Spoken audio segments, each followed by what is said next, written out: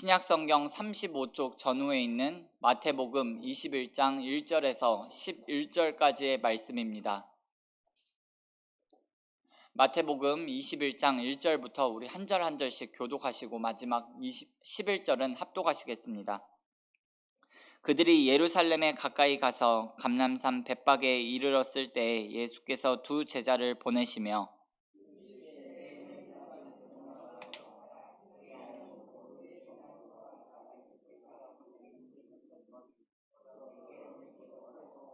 만일 누가 무슨 말을 하거든 주가 쓰시겠다 하라.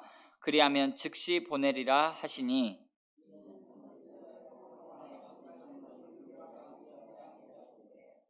시온 딸에게 이르기를 내 왕이 내게 임하나니 그는 겸손하여 나귀 곧 멍에 매는 짐승의 새끼를 탔도다 하라 하였느니라. 나귀와 나귀 새끼를 끌고 와서 자기들의 겉옷을 그 위에 얹음에 예수께서 그 위에 타시니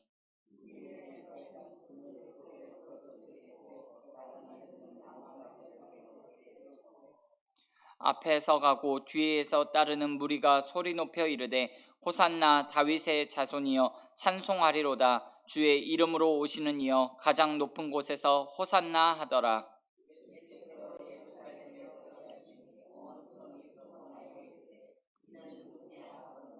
무리가 이르되 갈릴리 나사렛에서 나온 선지자 예수라 하니라. 아멘. 새벽에 예물 드린 분들이 있습니다.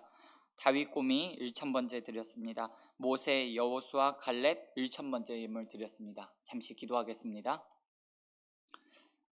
우리의 모든 생사화복을 주장하시는 아버지 하나님, 은혜와 사랑을 진심으로 감사합니다. 하나님, 우리의 시간도 우리의 생명도 오늘 이 하루도 주께 속하였으니 주님 뜻대로 주께서 인도하시는 대로 아버지 하나님 우리의 삶이 드려지게 하시고 주의 인도하심을 받는 귀하고 복된 하루가 되어질 수 있도록 은혜를 베풀어 주시옵소서. 이 새벽에 아버지 하나님 간구하고 기도하는 모든 새벽 기도자들의 간구와 마음의 소원과 기도의 제목을 아시고 보시는 주님, 아버지 하나님, 하나님의 때 하나님의 방법으로 가장 선한 것으로 인도하여 주시기를 간절히 바라고 원합니다. 하나님, 이 자리에서 함께 예배하며 주의 말씀 붙잡고 함께 기도하다가 살아계신 하나님을 경험하게 하시고 그 하나님을 간증하는 기적의 주인공들 모두 되어질 수 있도록 은혜 위에 은혜를 더하여 주시옵소서. 아버지 하나님, 계속해서 이어지는 봄 대신방 기간입니다.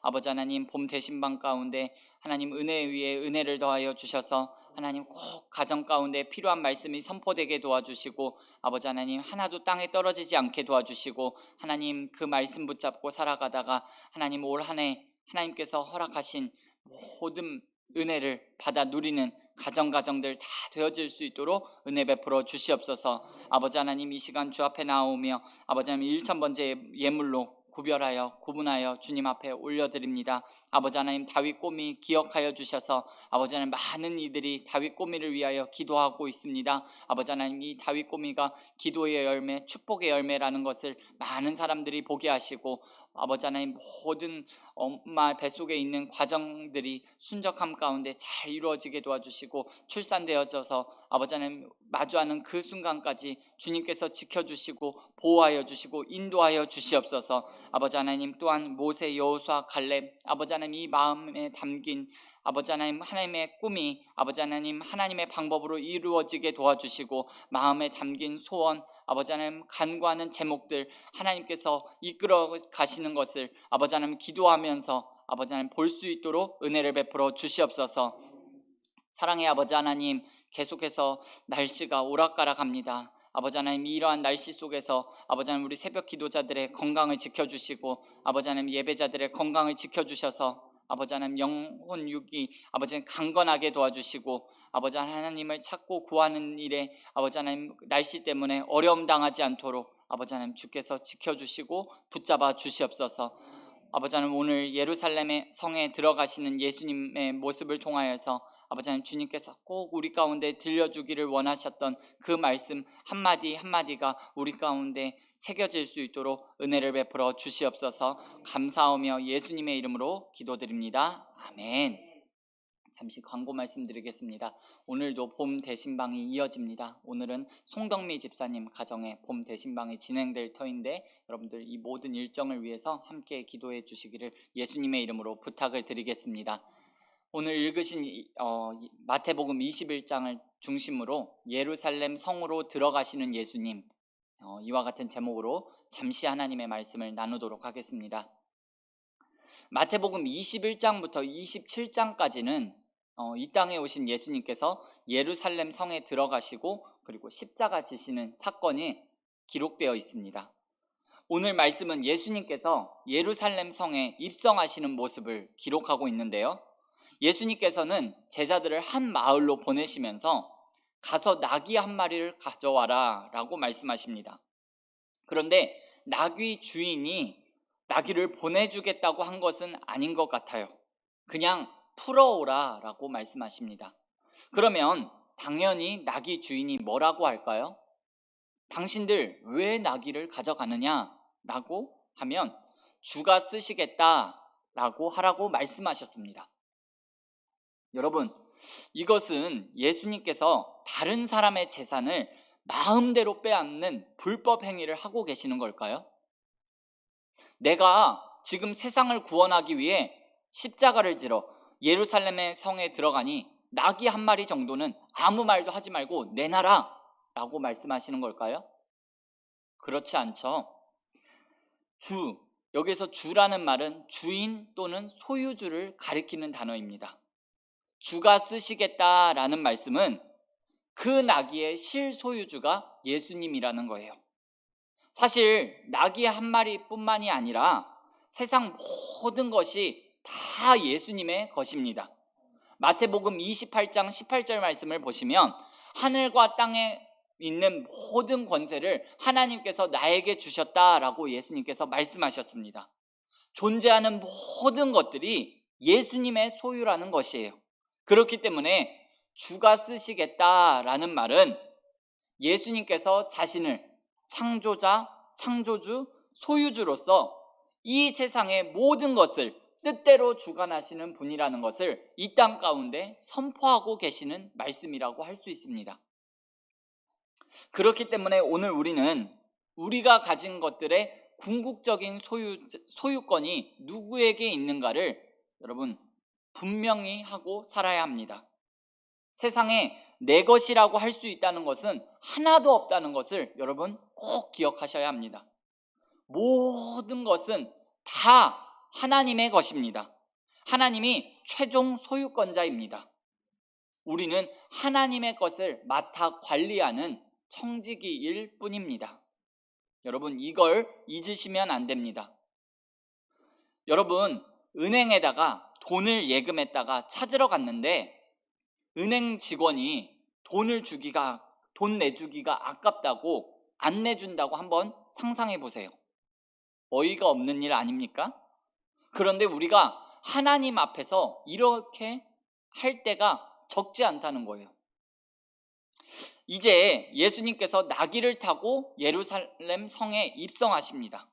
그런데 예수님은 왜 많고 많은 짐승들 중에 하필이면 나귀를 타고 가셨을까요? 나귀보다는 말이나 마차를 타고 가셨으면 보기에도 좋고 예수님 자신도 편하셨을 텐데 왜 나귀를 타고 예루살렘 성에 가셨을까요? 성경은 그 이유를 예수님이 겸손하기 때문이라고 말씀합니다. 실제로 이때 당시의 말은 단순히 짐승이 아니라 일종의 군수물자였습니다. 말은 일반적인 이동수단으로 사용한 짐승이 아니라 로마 기병들이 사용했던 무기와도 같은 것이었습니다. 그렇기 때문에 이제 곧 십자가를 지실 예수님과는 전혀 어울리지 않는 짐승이었습니다. 예수님께서 타실 수가 없는 짐승이었습니다. 반면에 나귀는 온전히 사람을 운반하고 사람들의 짐을 운반하는 아주 작고 온순한 짐승이었습니다. 세상죄를 지고 가시는 어린 양, 하나님의 어린 양이신 예수님과는 너무나도 어울리는 짐승입니다. 예수님은 이 땅에 오셔서 자기를 나타내고 자기를 과시하고 자기를 자랑하신 분이 아닙니다. 이사야 53장 말씀을 보시면 그는 곤욕을 당하여 괴로울 때에도 그 입을 열지 아니하였고 도살장으로 끌려가는 어린 양처럼 털 깎는 자 앞에서 잠잠한 양처럼 그의 입을 열지 않았다라고 말씀합니다. 성경은 우리에게 예수님의 그 마음, 그 겸손한 마음을 배우라라고 말씀합니다. 마태복음 11장 28절에서도 예수님께서 나는 마음이 온유하고 겸손하니 내 멍에를 메고 배우라 라고 말씀했습니다. 그리고 사도 바울은 빌립보서 2장에서 너희 안에 이 마음을 품으라 곧 그리스도 예수의 마음이니 근본 하나님의 본체시나 하나님과 동등됨을 취할 것으로 여기지 아니하시고 오히려 자기를 비워 종의 형체를 가져 사람들과 같이 되었다라고 말씀합니다.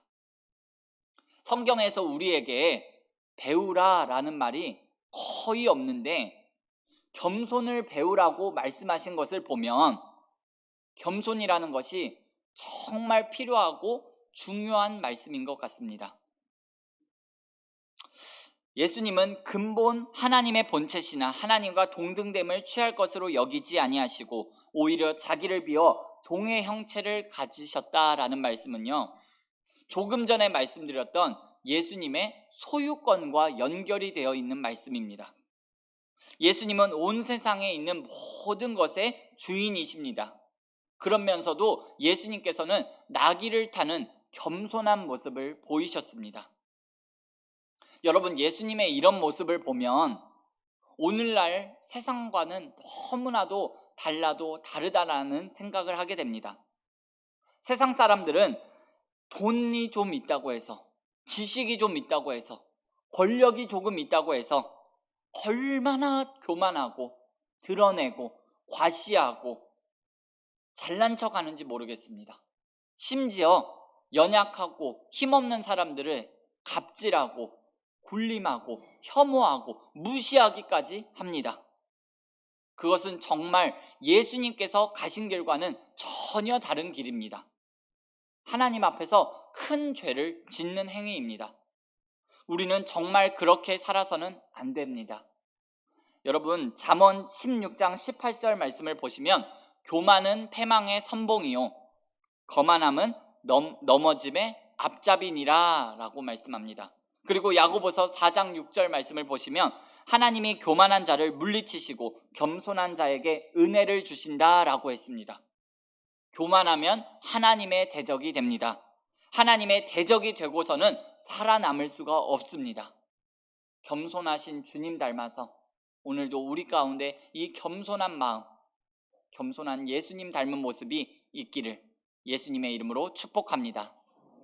그런데 여러분, 겸손 중에 겸손이 있습니다. 자기를 낮추고 잘난 척하지 않고 자기 머리를 먼저 숙이는 것은 그것도 겸손입니다만 겸손 중에 가장 최고의 겸손은 하나님만 인정하고 하나님을 믿고 하나님 말씀에 순종하는 것이 최고의 겸손 중에 겸손입니다. 예수님 안 믿는 사람들도 아주 겸손한 사람들이 많이 있습니다. 그러나 그 사람들은 하나님도 믿지 않고 하나님의 말씀에 순종하지도 않습니다. 그것은 진정한 의미에서 겸손이라 할 수 없습니다. 말씀을 마무리하겠습니다. 오늘 나귀를 타시고 예루살렘 성으로 들어가시는 예수님의 모습을 잠시 생각해 봤습니다. 주가 쓰시겠다라고 할 때 여러분, 인색하지 말고 기쁨으로 내 물질, 건강, 시간, 재능을 하나님께 드릴 줄 아는 우리 은자교회 믿음의 권속들이 다 되실 수 있기를 예수님의 이름으로 부탁을 드립니다. 그리고 겸손함으로 나귀를 타고 가신 예수님을 본받아서 어떻게든지 겸손한 태도와 그 마음을 가지고 살아가시는 은자교회 하나님의 백성들 다 되실 수 있기를 예수님의 이름으로 축복합니다. 기도하시겠습니다. 하나님 우리 아버지 감사합니다. 오늘 마태복음 21장 말씀을 통하여서 예루살렘 성으로 들어가시는 예수님의 모습을 살펴보았습니다. 겸손하신 예수님, 또한 그 겸손을 배우라라고 말씀하신 예수님의 말씀을 따라 오늘 하루의 삶 가운데 그 예수님의 마음이 무엇일까? 겸손함으로 살아가게 도와주시고, 정말 주님께서 쓰시겠다 하면 내가 가진 것들, 주님께서 맡겨주신 것이니 나는 그저 청지기일 뿐임을 깨닫고 내 물질, 내 건강, 내 재능, 내 시간 또한 주님께 올려드릴 수 있는 믿음의 결단이 우리 가운데 일어날 수 있도록 은혜 위에 은혜를 더하여 주시옵소서. 그리하여서 하나님을 기쁘시게 하는 삶 우리 모두가 살아갈 수 있도록 은혜를 베풀어 주시옵소서. 감사하며 예수님의 이름으로 기도드립니다. 아멘. 너희는 이렇게 기도하라.